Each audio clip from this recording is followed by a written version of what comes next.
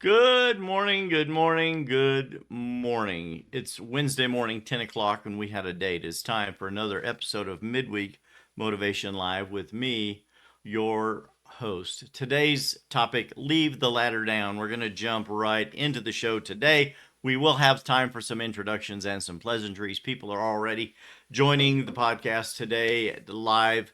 We stream this live every week, every Wednesday morning at 10 o'clock, and then it goes into our website, moves out to all of the major podcast platforms. Midweek Motivation Live now on all major podcast platforms. You know how that goes. All major podcast platforms.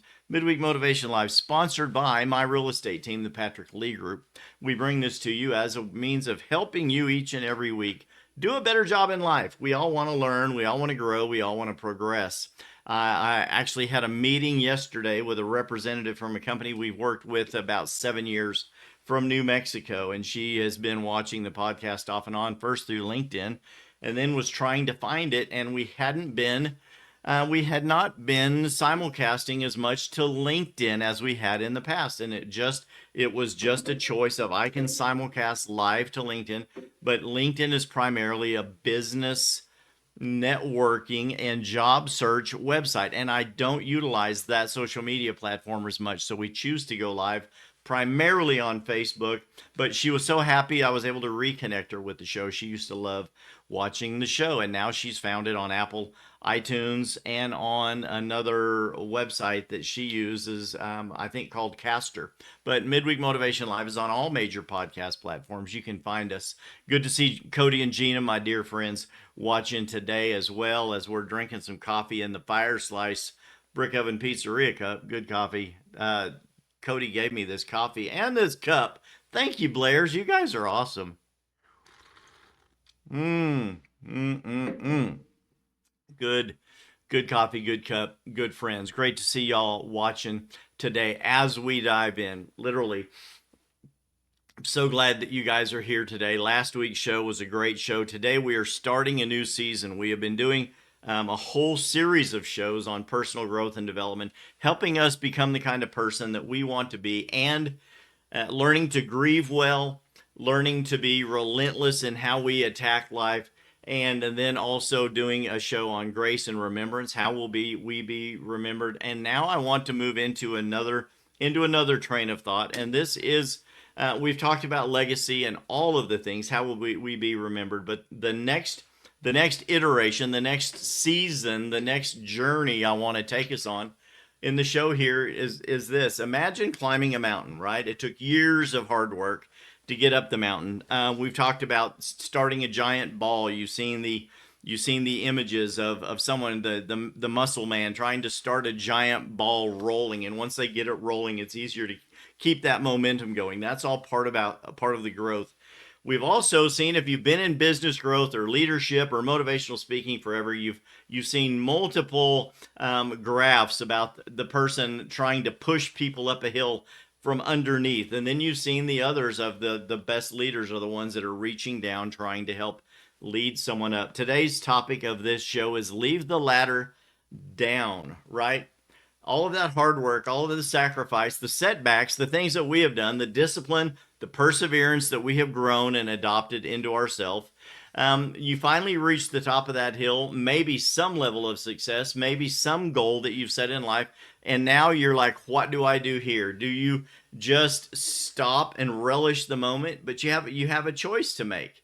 The ladder that you built, maybe the steps that you carved into the side of that mountain, do you leave them there or do you erase them and just move on? If you have a ladder, could you literally leave the ladder down for someone else behind you? Do you pull that ladder up behind you? If you've climbed out of the pit, someone threw you a ladder, do you leave the ladder there for someone else so they can climb out too? Success isn't just about reaching a summit or a goal. Good comment.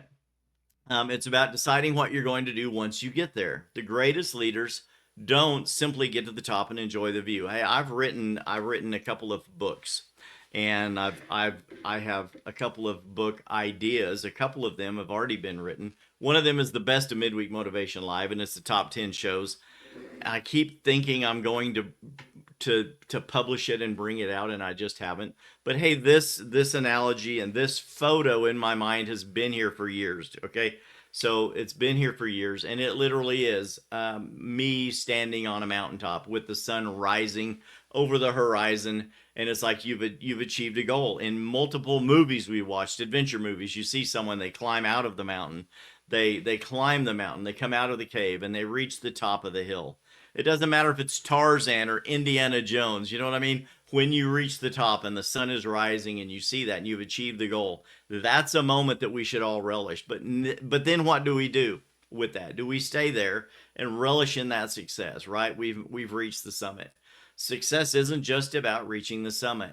It's about deciding what you're going to do once you get there. The greatest leaders don't just enjoy the view, right? They reach back and help someone else make the climb. So today, that's what we're talking about, is leaving the ladder down, because your greatest achievement may not be what you accomplish, but who you help become the same. Who you help achieve the same things that you've achieved, right? Point number one, success is a platform, not a destination. Let me get the banners going. I'm forgetting my banners. Goodness gracious. Leave the ladder down. Point number one, success is a platform, not a destination, right? Your success is someone else's starting point. That's what this is all about today. Someone else is going to come along behind you. Most people spend years chasing success, more income, more recognition, more influence. Cody and I, Gina and I, multiple friends, Terry and I, when we're at Fire Slice, sitting there eating, we talk about these things frequently. If those of you that know Cody, if you sit down at the bar at Cody's and he's got 2 or 3 or 4 motivational books there and things that he's learning, and we're sharing ideas. Jody Holland was on the show. We did a power replay a couple of weeks ago of Cody and Jody Holland and I, and Jody's written multiple books and is a keynote speaker, and he's adding content to some of his original content and creating new content. But these are the things that you sit down and talk about, and you start bouncing these ideas and the things that the inspirations and the thoughts that you have, and it just creates this fire inside of us that there are more people that need what we are learning. So many times in the last couple of weeks, I've had people turn around and tell me, bro, it's so good to see you learning the things that you're teaching, because I have to turn around and practice what I preach, right? And I have to live what I teach. So this is literally what this is about. As we learn this, as we teach it, we learn it better and share it. Then we learn to live by what we teach, and it changes who we are, right? But we're not just chasing income, success, recognition, influence. Influence is great, right? But it's not everything in life. We're chasing more opportunities, right? We all want more opportunities, more open doors. None of those things are wrong, and don't hear me wrong, but they're incomplete if they end with us. If it ends with you and me. Success was never meant to be the finish line, right? It was meant to become the platform from which we serve others. Jesus reminded his own disciples that this, to whom much is given, to him much will be required. Every blessing carries responsibility. It just does. Good morning, Debbie, John, Gary, so many friends watching the show. The show is for all of you today, not anyone in particular. It's for everyone. I want everyone to do better in life. It's going to be one of the other points later on in the show. You'll appreciate it. John Maxwell, I love to quote him, right? John Maxwell teaches that leadership is influence. Influence reaches its highest value when it's used to lift people instead of impress them. Ask yourself, who is benefiting because of what God has entrusted me to do? If my success only improves my life, I've missed part of my purpose from God, right? Success reaches its highest purpose when it becomes someone else's starting point.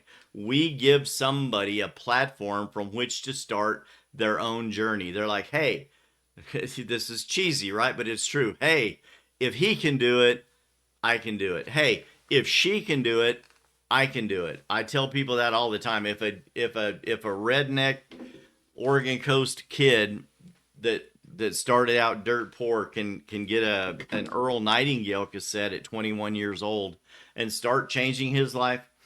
You can too, right? Pete, good to see you watching. So many of you that are watching the show, I have known you or met you years and years ago. John, man, John Trump and I met John years ago, and he was a technician for 2 or 3 companies ago. One of the best appliance technicians, especially commercial machines that I know. Ralph, good to see you as well. Debbie Bays and I sang in church together 25 years ago. That's how long some of us go back. Gary Little and I, watching the show, we served in youth together. We're great friends, clients, customers. Cody and Gina, I've known 10 years. Good Lord, 12, probably 12. So many of us, we go back a long time and we have history.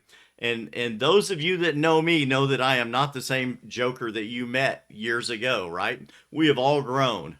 Some of us has grown in stature. Some of us have grown in size. When John met me, I think I weighed 145 pounds soaking wet. That's how far some of us go back. It's kind of funny where God takes us, right? Ralph, you're right. Don't be a schmo. Share the show. You could win a treat. A Scooby snack could come your way, Ralph. Share the show, bro. It's all good. But literally, where we are today, if we have achieved any level of success, if we've achieved any level of status or influence, that can be the starting point for the person who is watching us. And then that moves us directly into point number 2. Nobody climbs alone. Think about your own life. Who encouraged you, right? When you wanted to quit, who told you not to quit? Who told you you still had it in you? I used to watch people, Les Brown, right? Jim Rohn, John Maxwell, so many of them, Lewis Howes. Wow, there are just so many people that I have watched and listened to. Zig Ziglar, Dale Carnegie. You just start going through the names, right? How many people that you have read, listened to. Dexter Yeager in Amway, right? Good Lord, 35 years ago when I was in Amway, I had suitcases full of cassette tapes telling me I can do it too, right? Who encouraged you when you were down, when you wanted to quit, when you didn't know what you were going to do in life? Who gave you an opportunity that maybe you didn't think you deserved at the time? Who believed in you before you were smart enough to believe in yourself? Besides the Lord, right? Scripture is full of these relationships. Moses prepared Joshua. Elijah invested in and trained Elisha, the prophet, right? When Elijah was taken off to heaven in the flaming chariot, or the wheel in the middle of the wheel, whichever one it was, right? And he has let his mantle fall on Elisha. Barnabas, who we've done a complete show about in the past, being a good Barnabas. Barnabas, though, stood beside Paul when others doubted him.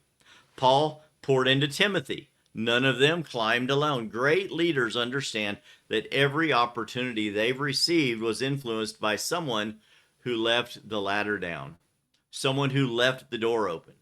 Business leaders recognize this too. I've had conversations this very morning with people about that, and I have multiple people doing some personality testing just to learn how to relate to each other better. Because if we say the word team, right, the acronym stands for together everyone achieves more. That's team, right? If everyone wants to achieve more, we have to have our ladder down, we have to have our door open, and we have to learn how to communicate better. Because even if I have the door open or the ladder down and no one, I can't articulate what I'm trying to do to help somebody, what I'm trying to leave behind to say to them to help bring them along the way, if I can't articulate that clearly enough, am I truly doing the job that I should be doing, right? Warren Buffett often credits Benjamin Graham for helping him. John Maxwell, right, the king of motivation, one of them, consistently honors the mentors who shaped his life. This business lady I was talking with yesterday actually shared that about John Maxwell. She listens to John Maxwell. She opened up her podcast channel and was showing me some of the people that she watches. Ed Milet, just like me. So many good people. Life Aflame, another great podcast you can watch. But they honor the mentors who helped them, who helped train who we are, helped give us the concepts, teach us the concepts to help us grow into the people that we are becoming. And then humility remembers who helped you climb. That's true humility. Gratitude inspires us to do the same thing for someone else. I can be humble enough to honor someone who helped me. But if I'm not thankful enough for that, I will never inspire someone else to do the same, right? I have got to learn to have both of those. They work hand in hand, humility and gratitude. We need to learn to honor the people who left their ladder down. Then we need to become one of them. If we claim that's who we listen to and that's what we're learning, we have to do the same things. If you want to get to a destination, right, you follow someone who's been there before. The Bible says when you have the vision, right, you should write the vision down plain that they may run who read it. That means what we are leaving behind, the ladder we're leaving down to the person behind us, the door that we're opening needs to be defined so clear that they can run along in our footsteps behind us as they do the same thing, trying to become one of us, trying to achieve the same things we have achieved, trying to become the same type of a mentor person to other people, to achieve the same level of success that other people have.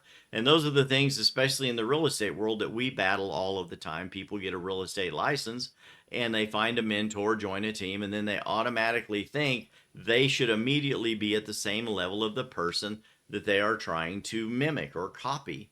And it's like, hey, follow me as I follow success, but don't be offended if you haven't achieved the same thing immediately, because we're leaving the door open. We're giving you the definition. We're throwing you out the ladder, leaving the ladder down, but you still have to climb every rung of that ladder just like we did. We can help you, but you won't immediately achieve the same things we've achieved. You might achieve it sooner than we did because some of us are old enough that it may have taken us a little longer to get the ideas into our head. Maybe we started later in life than you did. I have multiple people that have joined the team now that are under 30 years old. Multiples. Some of them people, some of the agents that have joined us here at EXP, where I happen to work, one of them's 20 years old and already killing it, doing a great amount of deals, more than most people that have been doing real estate for 10 or 15 years. This kid has done more deals in his first year than many of these agents that have been doing this for a decade or better. And it's all because of it's the speed of the game, and they grasp the speed of the game faster than maybe some of us did 20 years ago, right? We should be proteges, not prodigals. That's good, man. Don't run away from everything that is there for you. That's a good way to look at that, Ralph. I like that. Don't run away from it. And just take what you can get and run and spend it all on yourself, right? That's what the prodigal son did. Point number 3, open doors that you no longer need. One of the greatest signs of maturity is refusing to hoard the opportunity and heap it upon yourself. You want all of the opportunities. You don't want to share them with anyone else. In the real estate world, we see that a lot, especially with people that have a team. As a team leader, they want all the business, they want all the opportunity, and they want to make everyone that works with them struggle to get every little scrap that they can get. Totally the opposite of how I like to operate. I like equal sharing of all knowledge. I think that helps us all grow faster, right? But that great sign of maturity is refusing to hoard that upon yourself. If you have an opportunity, if you've had an open door that someone has left open for you, you need to hold it open for someone behind you. That's one of the most common things here in the South, in Texas, that people are known for, is opening the door for somebody. And you have door openers at your church, door openers at different businesses, and they have a host at a hotel and they'll open the door.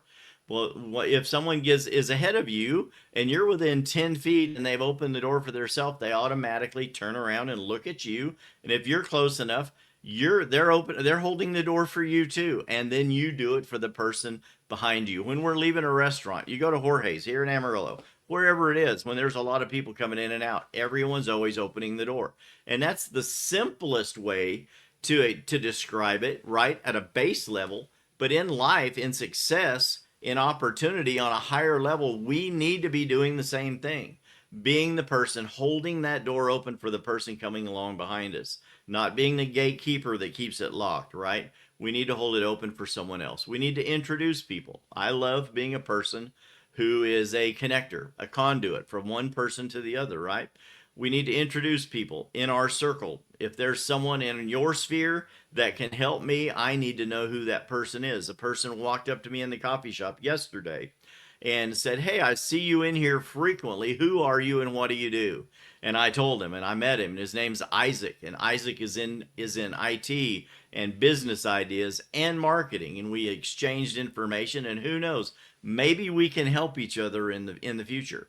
But if I meet somebody that's beneficial to me, I want to introduce that person to my friends too, the people in my sphere of influence that person can be benefited by.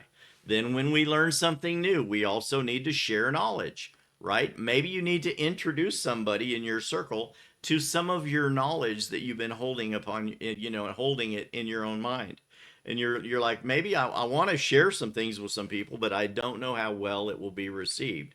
Maybe you just ask that person, "Hey, I'm not saying that you're really struggling in this area, but man, I experienced this in the past, and this is how I dealt with it, and it really helped me, and maybe it'll help you too." Share your knowledge, and that person can accept it or reject it, but the smart person accepts it, right? And says, "Hey, great. Thank you for the input. I appreciate it." Is it going to change their life? Maybe not, but maybe it will, right? Recommend good opportunities to someone that you feel is ready. This is a good one. As we look at people in our sphere, people that we are mentoring, people that we are pouring into, some people are ready for deeper content or something a little bit more aggressive, and some people are only able to handle smaller concepts at their level. But good concepts still need to be offered to someone to kind of see where they're at in the journey. And as we do that, and that person achieves a little level of success, or they achieve an intermediate goal, right? You can tell that they're ready for the next step. They've hit that stepping stone, and it's lifting them up to the next one. Then we celebrate that person's success, right? As they come along behind us, we celebrate them without feeling threatened that they're learning everything I'm learning. They're going to know how to beat me. And that's one of the things in business that so many people are afraid of. They're so competitive against other people, as opposed to being what's the word? There's a word for it. And we say this at EXP a lot, all the time. We're not competitors, we're collaborators. We're great collaborators. We need to learn how to celebrate other people's success without feeling threatened that it's coming after our success or our people or our sphere of influence. Celebrate them without feeling threatened, and those people kind of, their motivations always come to light, right? So you cannot walk in fear about who you're leading or training. Their motivations will always come to light. Maybe they do learn a lot from you and they go and heap it upon themselves, and that's on them. That's okay. It doesn't mean that we should do that any less, right? The book of Acts, can't leave scripture out of the show. Book of Acts, chapter 20, verse 35 reminds us it's more blessed to give than to receive, right? It also says in there, freely you have received, you should freely give. So a man named Adam Grant, he's a researcher. He did a research study on generosity.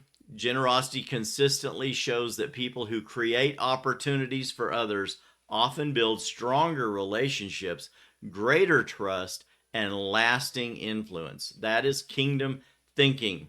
Kingdom thinking rejects scarcity. Anytime we have a conversation with someone, or they send me a message about something someone has done or said, in a group text, in a chat, whatever, your private chat that no one knows about. Scarcity is one of the things that we call stinking thinking, and it immediately turns people off to leading and sharing and mentoring with that person. Kingdom thinking, if you're on the kingdom team, we reject that idea. God has the cattle on 1,000 hills. He has all the riches in the world. Everything that he has is ours in this world, and it is his pleasure to do his good will, which is to heap that upon us. And that's okay. It doesn't matter if it's riches or success or just good thinking. Kingdom thinking rejects that scarcity. If I give them anything, I have less, right? We are all bakers. If we give someone all of the pie, we just go make more pie. You don't worry about being out of pie. God doesn't run out of opportunities. He just doesn't. If he opened one door for you, won't he open it for another? And won't he use you to do it?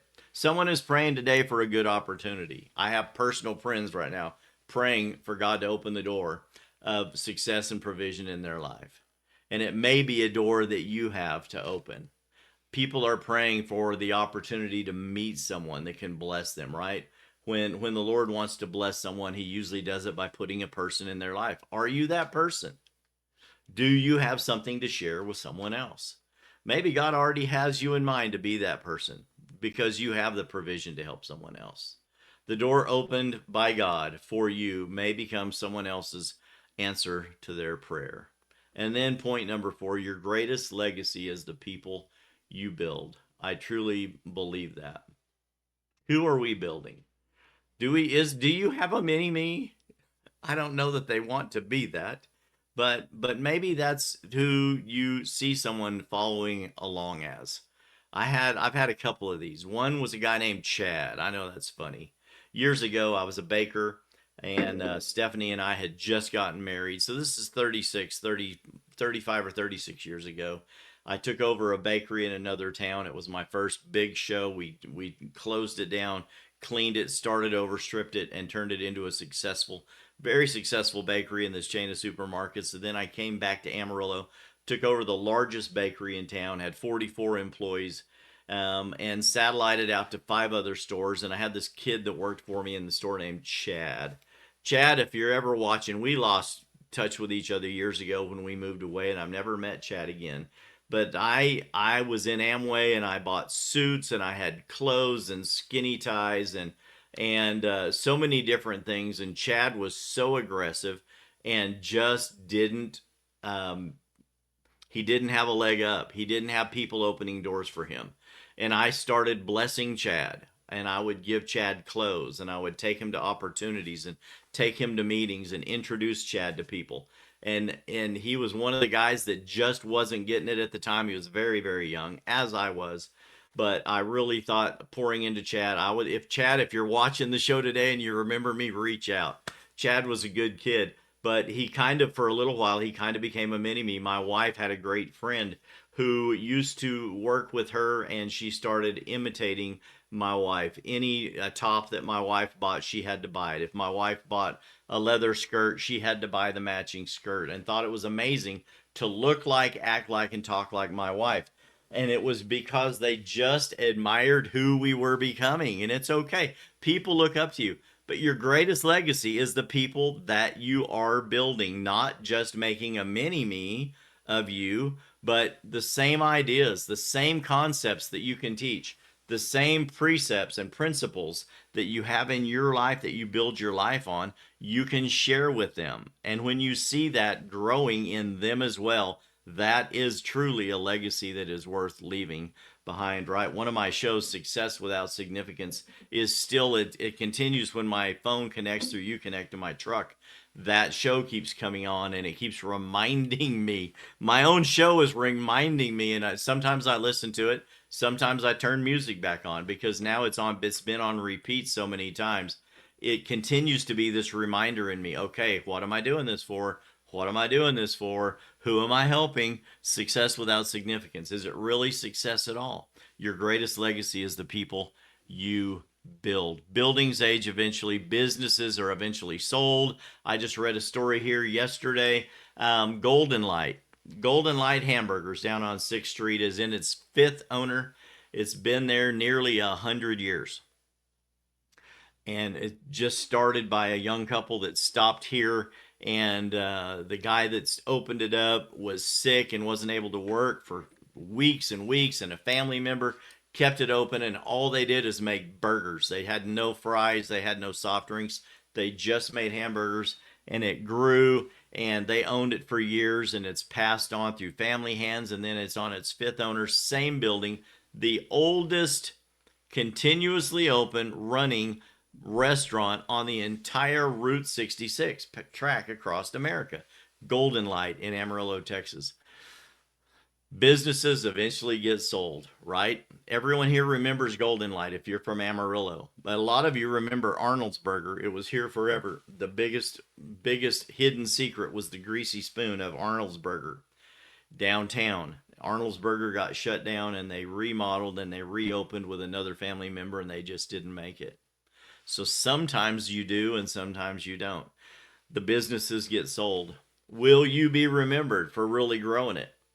Awards collect dust. I got a bunch of them back here on the counter behind me, and they literally, I don't dust them, they just collect dust. And they're only there because the Bible says whenever you achieved something, right, that they would build an altar to it or a Bethel, and it would remind them of the time that God came through. So I just keep these back here on a shelf behind me, not up here so everybody can see them, just to remind myself I do know what I'm doing. I have achieved some level of success, and if I continue to ply my trade and treat people well, God will continue to bless me, right? The awards are there, but they're not for everyone else. They're just to remind us that we know that we can achieve some level of success. Our titles change. My title has changed many times. We talked about that recently. I have a collection of name tags that goes back 50 years for different jobs that I've had. But the one thing about that is constant is that people continue influencing other people.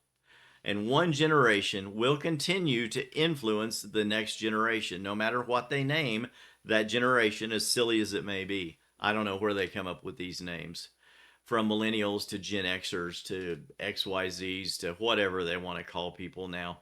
I'm on the edge of being a boomer, so y'all can call me boomer. I'm a baby boomer, born in 1963.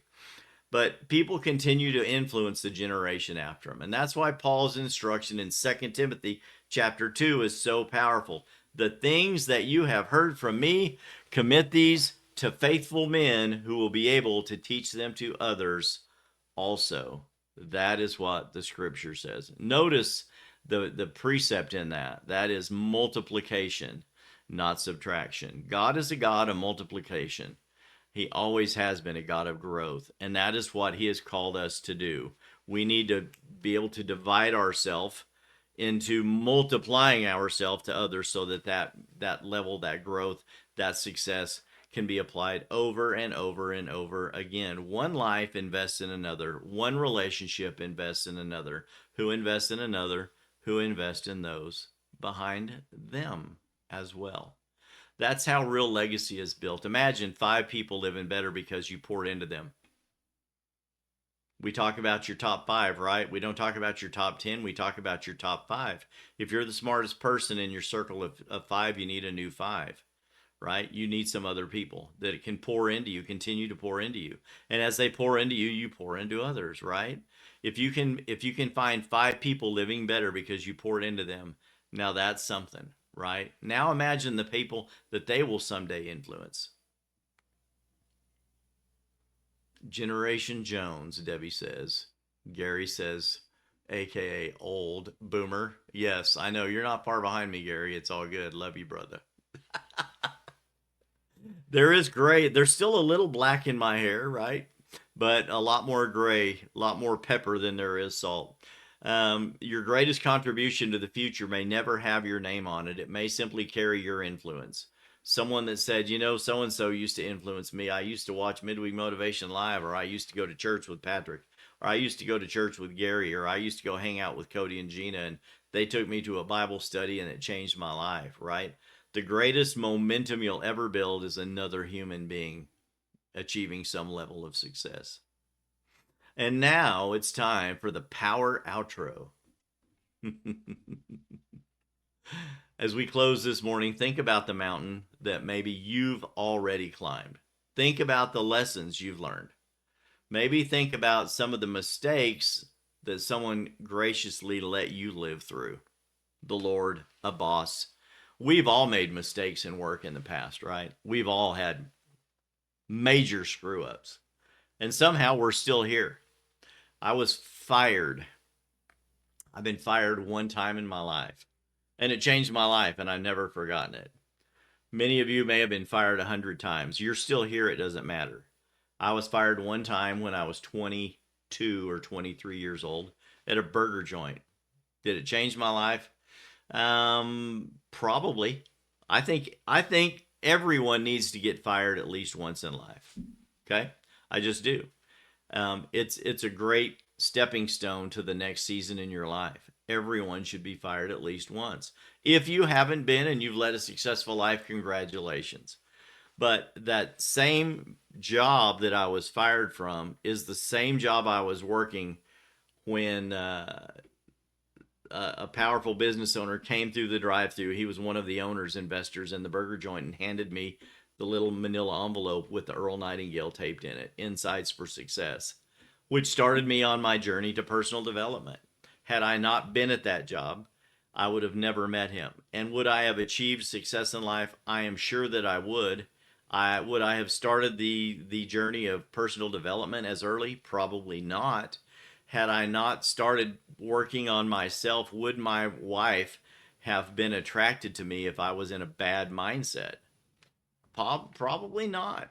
So you never know how far back this goes, right? We think about the lessons we have learned, the changes in us, and the time that those changes happened and why, the mistakes that we survived, the auto accidents we survived, the wisdom we gained from bad decisions, right?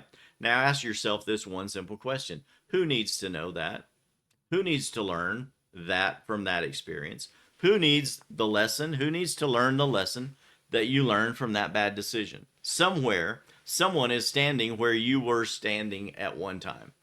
They're praying for encouragement. They're hoping someone will believe in them like someone believed in you, like someone believed in me. Maybe they're looking for a door to open for them like the door opened for you. Maybe God didn't bring you this far just for your own benefit. That's the thought I want to leave you with today. Maybe he brought you here so you could reach back and help someone else. Climb the hill. Don't pull the ladder up behind you. Leave it down. I watched a great movie the other night. Maybe not great, but it was definitely good. And it's the new Red Sonja movie.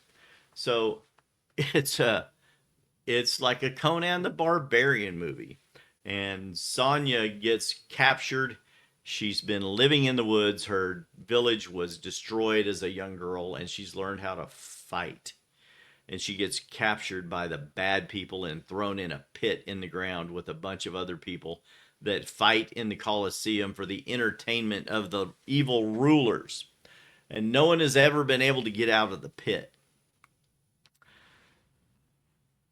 And Red Sonja climbs out and inspires everyone in there that it can be done.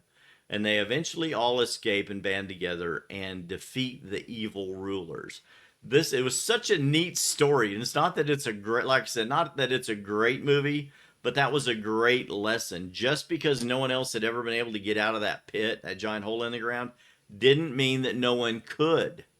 And she was the first person to actually climb up. As she was climbing the wall, people in there were saying, "Oh, look, she's made it higher than you did, so and so. Oh, look, she's made it higher than you ever did, so and so." And there were people that tried and quit, tried and quit. Many people are in the pit with you and they're afraid that if you get out, you're going to leave them behind. The true leader is the person that gets out of the pit and turns around and drops the ladder, drops the rope ladder down into the pit to help those people out. And that's what I'm calling all of us to be today, because someday people won't remember how high you climbed. They'll remember how many people reached the top because you refused to climb alone.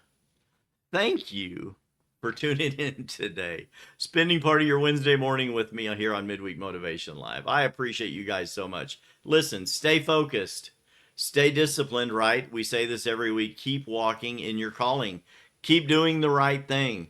Why? Because it's the right thing to do. People always rush to the comments and want to leave comments as we're leaving. I'm giving you 30 seconds to do that. I appreciate all of you guys. Like, love, share the show. Go find it on Spotify. Go to Apple. Go to iTunes. Go find the show. Leave me a review there. Share the show from another platform. A lot of you share it just on Facebook.